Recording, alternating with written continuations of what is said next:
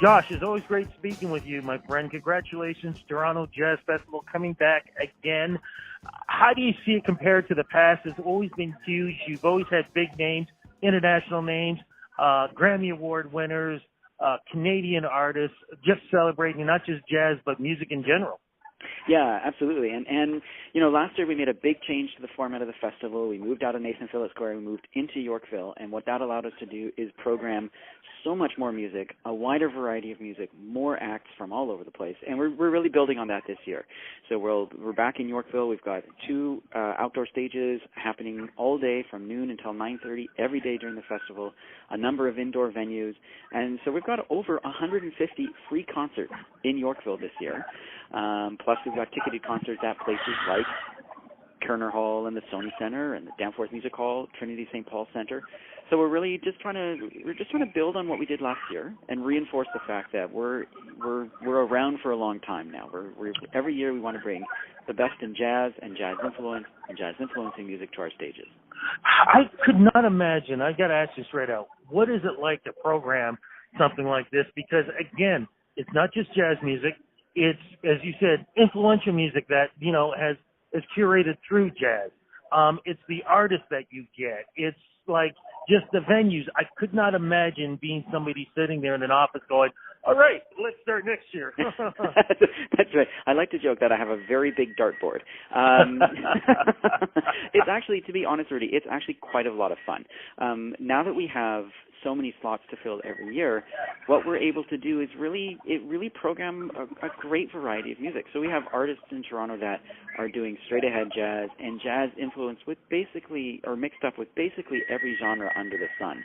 And so we don't actually have to work too hard to get an interesting variety of music on our stages.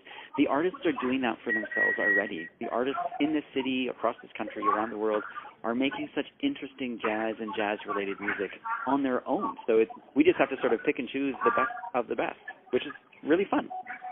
How many people attend this every year, and what does the Toronto Jazz Festival do for the economy for Toronto? Right. So we guesstimate, we do a survey every year, and we're around 500,000 guests every year. Our contribution economically, I think it's in the $30 million mark to the city of Toronto. And you have to remember that when people come to the city, they are going out to eat at restaurants, they're staying in hotels, that sort of thing. So that all those contributions happen that way, never mind all the artists that are just coming through, some of whom are coming through the city for the first time. And when we do something, when we put on a big party like our opening weekend, so we've got, C.C. Winans on the Friday night, on Saturday night, we've got Jay Clemens from the E Street Band, we've got the No BS Brass Band on Sunday night, the 24th, we've got Macy Gray. I mean, the goal here is to get just a ton of people through the festival, and what that does is it gets a ton of people through the city as well, and, eating out and staying at restaurants and taking taxis and all that sort of thing. Okay, you've named some great names. Who are some other great names, too? Especially a certain Herbie Hancock. Yeah, and it's funny. Some negotiations go really quickly, and some are slightly more protracted.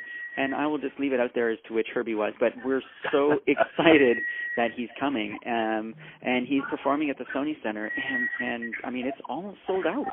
So that's a testament. Not only are we excited to have a jazz master on one of our stages, but we're so excited that the show is almost sold out, because it's a testament to the impact that someone like a Herbie Hancock has had on jazz, but on music in general. I mean, his influence is so broad, and when you look at the musicians that he's working with today, it's musicians of almost every stripe.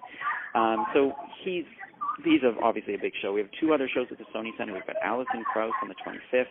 Another Grammy winner? Yeah, multiple. The most Grammy winners ever of any woman, any time. I think she's got 27 Grammy Awards to her name. Amazing. And then, of course, Seal is at the Sony Center as well on the 23rd. So bringing his sort of unbelievable soul and R&B, but he's also doing a bit of a jazz album as well. They'll have a full big band, a string section. It's going to be quite a production.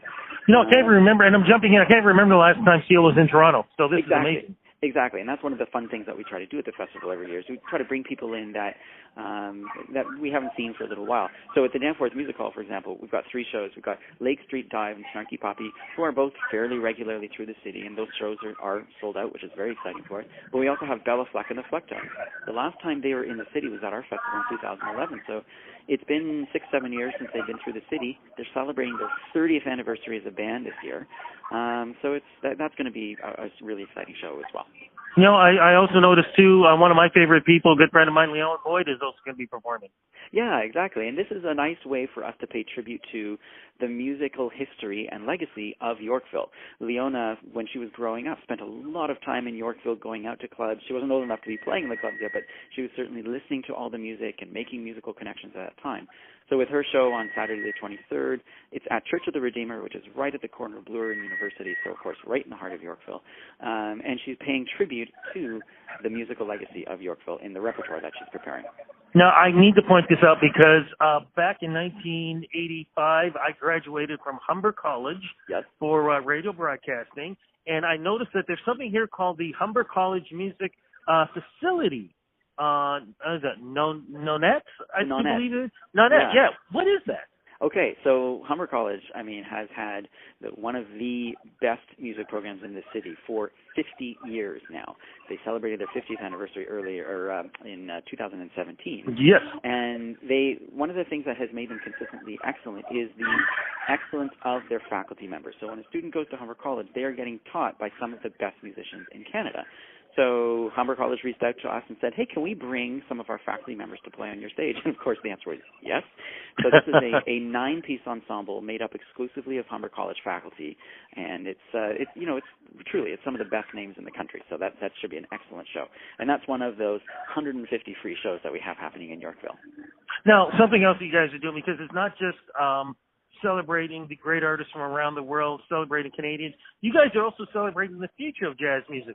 Toronto Blues Society, the Toronto Blues Society Talent Search Finals. What's this all about? Exactly, and providing a professional platform for emerging artists is an enormous priority for us. As you say, we recognize that without support, that next generation of musicians can't develop.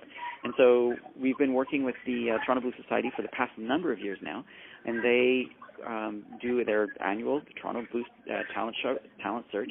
So they open up applications to whomever wants to apply, and they put together a committee to vet the applications. And on the day of the festival, what they're doing is they are bringing those finalists to the stage. I can't remember if it's 6 or 8 finalists, either 6 or 8. Over the course of the afternoon, they'll all play sort of a mini set. And based on their performance at the mini set, one winner will be chosen at the end of the day. So it's a nice partnership with the Blues Society.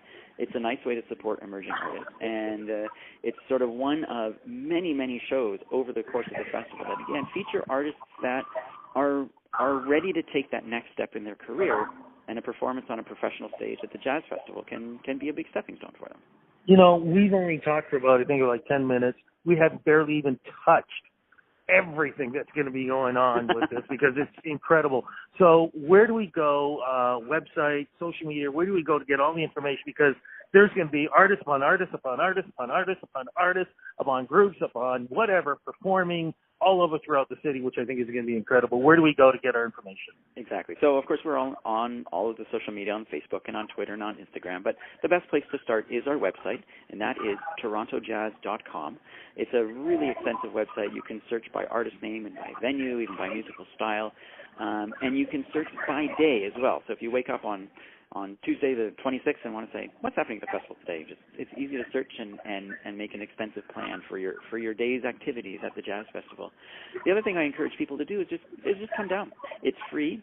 It's very accessible. You get off at the Cumberland Street exit from Bay Subway Station, and you're literally right beside one of our main stages outside. And we'll have an information booth set up in Village of Yorkville Park. Lots of volunteers around to help. So I just encourage people to come down and go on a bit of an exploration, a jazz venture, if you will. I love it. Absolutely love it. Look, congratulations again. Thank you so much for what you've done for the city, your group, everybody there, because Toronto has been really trying to put themselves on the map as a music city. You guys have been helping that even before that initiative even started. So thank you so much for what you guys do. I really appreciate that, Rudy. It's always great to chat. All right, my friend. Take care, and we'll talk soon. See you soon. Bye-bye.